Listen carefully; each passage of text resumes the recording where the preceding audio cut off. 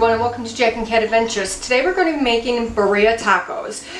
A little bit of prep is going to be needed before you start. You can marinate this meat for up 2 hours, but overnight is better, okay? So at least 2 hours. To get started, you're going to need 3 of these peppers, I can't say the name, and some boiling water. You're going to pour the boiling water over your peppers so they're soaking in this water, and you're going to soak them for 15 minutes, okay? Until they get soft.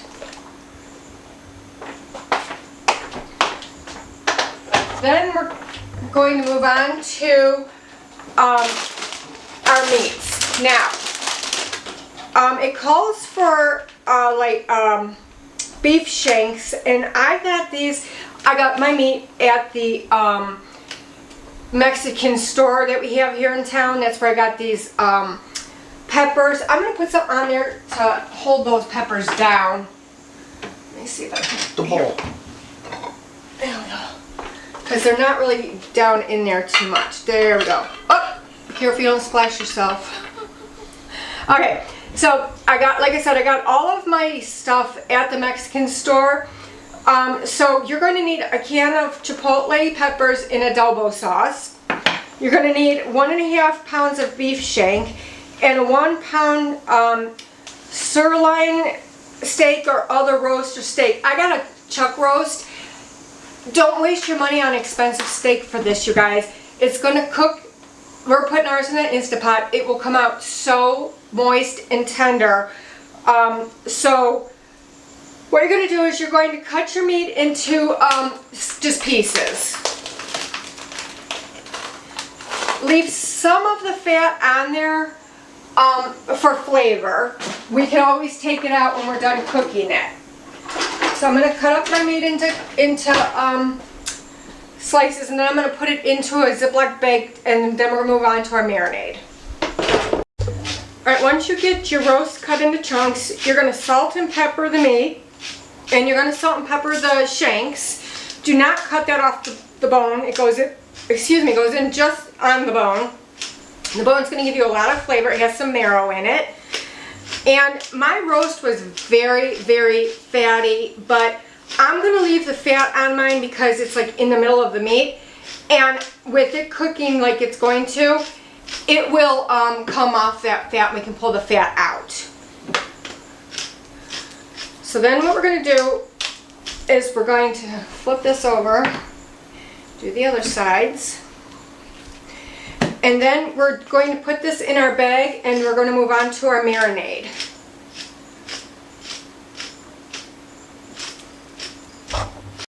Alright, I'm putting all my meat in this container to marinate it. That way it's all laying flat, and I can just shake it, put on a really tight lid. And every time someone goes in the refrigerator, the rule is you have to shake the marinade. So it keeps getting everything in and seasoned really well. You can always use a plastic bag, Ziploc bag if you want to. I just thought with the bone, it might rip the bag. And also, I want to make sure these bones get really, really good flavoring. So I put them on the bottom. That way it'll soak in that marinade. Okay. Now just put this to the side. Wash my hands real quick. Alright, so let's get started with our marinade. You're going to need 5 cloves of garlic. I added a little bit more only because my garlic's a little bit on the old side, so it's not as potent, but I just want to use it up. Okay, and then, let me see what we need to do here.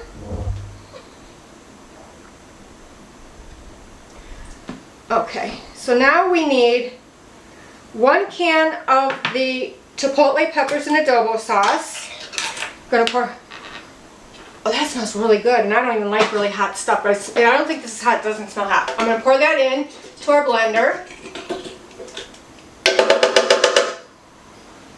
If you've never had birria tacos, you guys have to give it a try. They are the best tasting tacos I've ever had. Now I'm going to do a 1/4 cup of vinegar. You can use cider vinegar or white vinegar. What this is going to do is break down the meat so it becomes really, really tender. Okay. Let me put a little bit more in. Alright, a quarter cup of that goes in. Okay. Half a cup of crushed tomatoes. Now, I am using these Hunt's fire roasted diced tomatoes because that's what I tomatoes, however you want to say it, tomatoes. Them red potatoes. The red, yeah. So I'm going to use this can, and since it's not crushed tomatoes, it's going in your blender anyways. It doesn't matter. I am trying to use up all of my canned goods, everything out of the freezers, because I like to start fresh in the winter when we buy like a half a cow, and then I start buying more stuff to make meals, but we need to use everything up first. So I'm going to do a half a cup of tomatoes in here. Give or take a few, it doesn't really matter. And we're making the marinade go heavy. 1 teaspoon of dried oregano.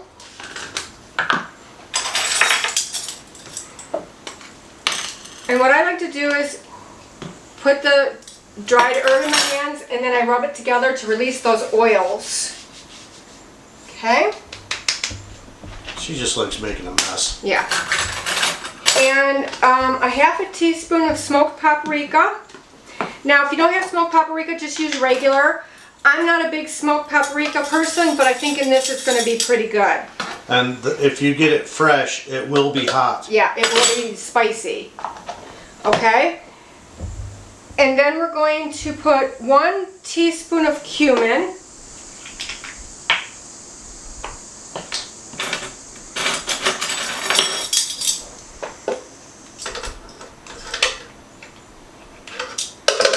Okay. And now I'm just waiting for my peppers to get done, and then we'll continue. Alright, once your peppers are done soaking for the 15 minutes, I'm just draining some liquid out. Hold them by the end. See the end with the like brown on it? You're going to hold it opposite end, hold it upside down, and cut it over a bowl, and all the seeds are going to fall right out. I'm going to make sure they're all out because I don't like seeds in mine. They're a little bit spicy. There's a few in there. Let me scrape them out.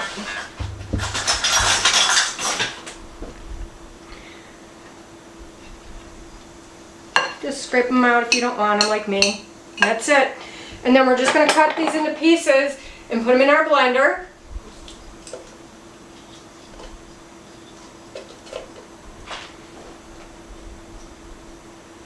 These are very hot. Temperature-wise. Yeah.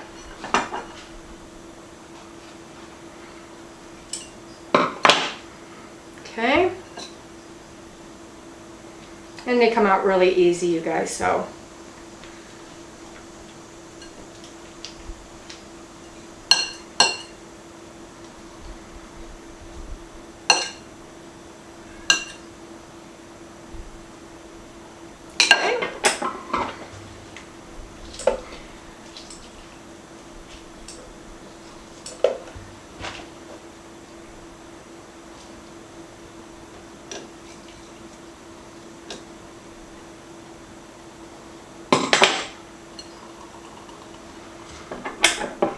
These didn't come out very easy either. You gotta watch. You don't want to scrape too hard, otherwise you end up with just the pepper skin. Right. You just want to get the seeds out. And this, like, the stringy parts. I don't like the string in mine. Okay. So this is my last one. Alright, let me wash my hands. And now we're going to blend this until everything's smooth. Right now we're just going to pour our marinade over it all. And now, like I said, leave it for 2 hours or overnight is better. Just want to make sure everything is covered nicely, so we'll stir it up a little bit. Yep, get in there, mix it with your hands, or if you're going to do it with your hands, I would suggest put a glove on. Yes, because some of this is spicy.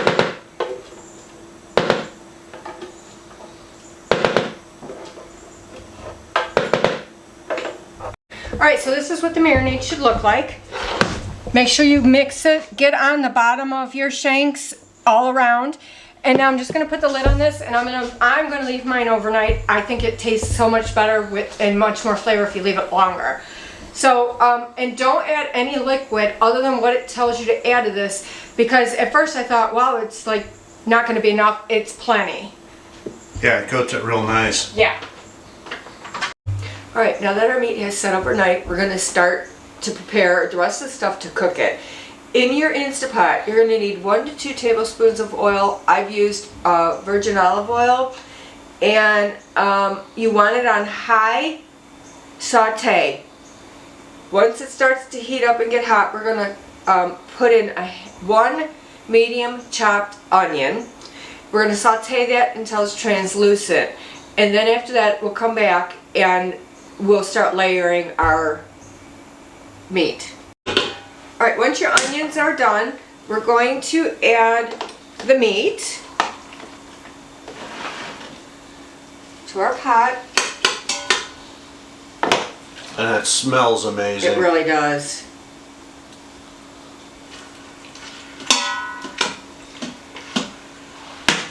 Every time I opened the refrigerator last night, I was like, oh boy.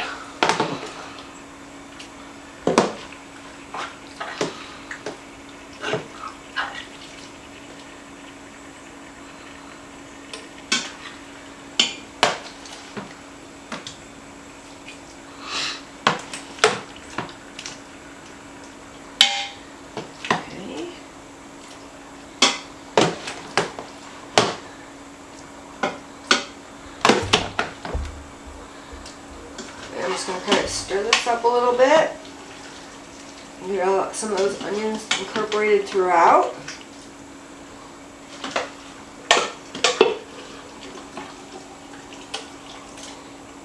Wow, since it hit the heat, it's really aromatic. Yep. Just try and get, excuse me, try and get the onions throughout.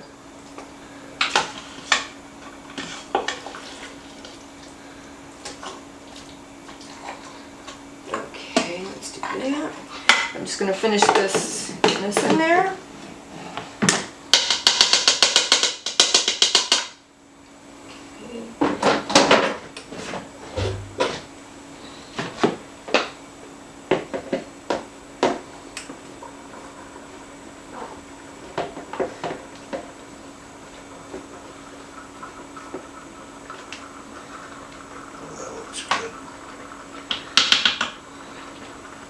Alright, now we're going to start adding the herbs. You're going to need 1 stick of cinnamon, just throw it in. You're going to need 5 whole cloves. 6. Oh, I'm sorry, 6 whole cloves. 6 whole cloves. 2 bay leaves. Remember to fish them out when they're done cooking. And the cinnamon stick. Alright, and then you're going to take chicken broth and you're going to fill this just over the top of the meat. So I don't know how much you'll need because I don't know how much meat you're using. Let's come over and take a look.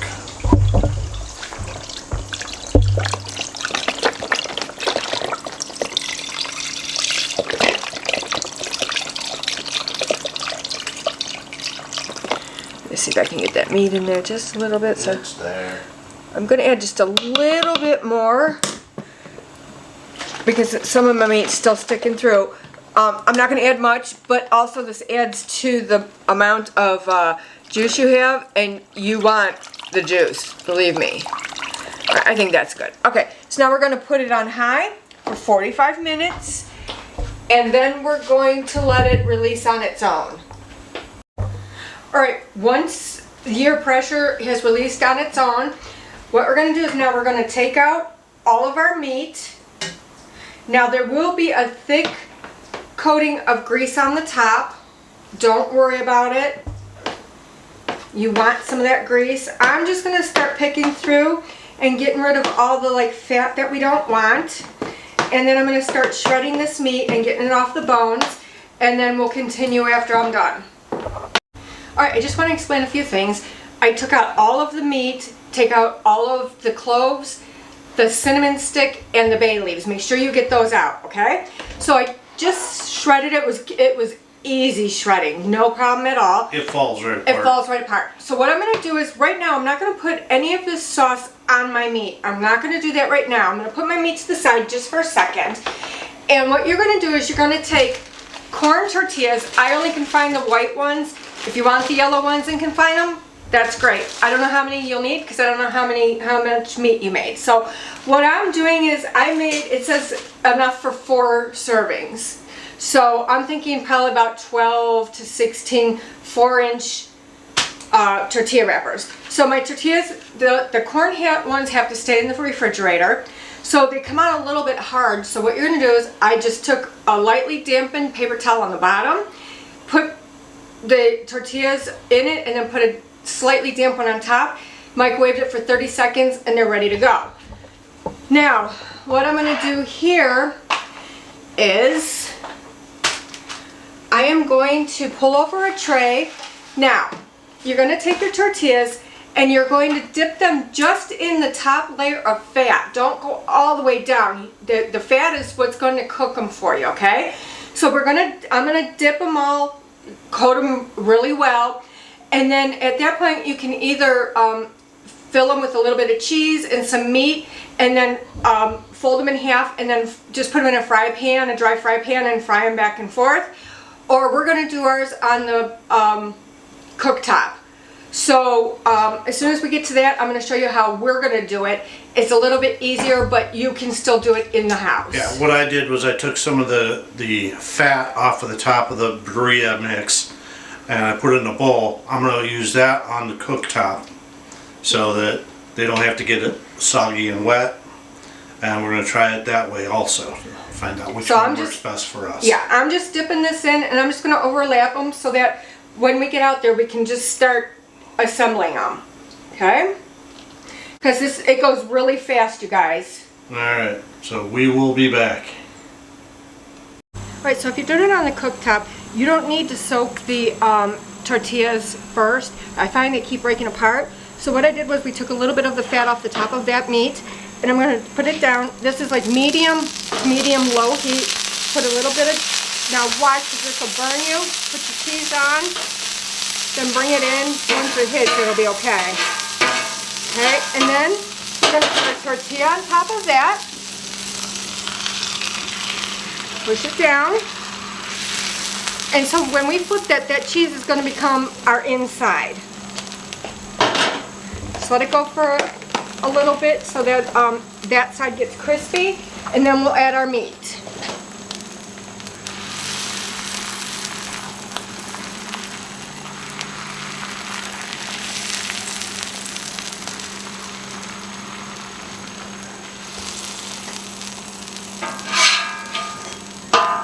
Now I'm just going to add my meat. Just a little bit. You don't need a lot. These are small.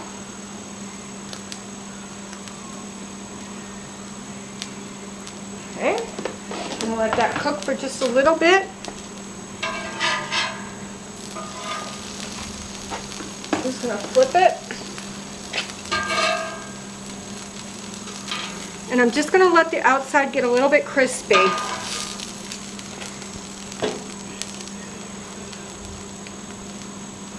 You want them to be crispy. Best part about making these is first one usually gets ruined. And now I'm going to flip this. And like I said, you can go like medium, but I keep it on low because these will burn really quick.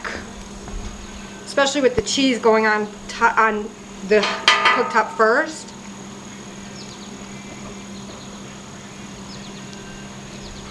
Okay, and then we're going to take them in and finish it off inside. Alright, so now when you're going to serve these, you're going to put just a little bit of the broth in a bowl and serve it alongside your tacos. I put fresh sliced sweet onion on it and some cilantro. Cilantro, thank you. I couldn't think of the word. Cilantro. You don't have to do either if you don't want to. Then what they're gonna do is when they start to eat, they're gonna take their taco, dip it in the sauce, and then eat it. It's delicious. It's done like this, hang on.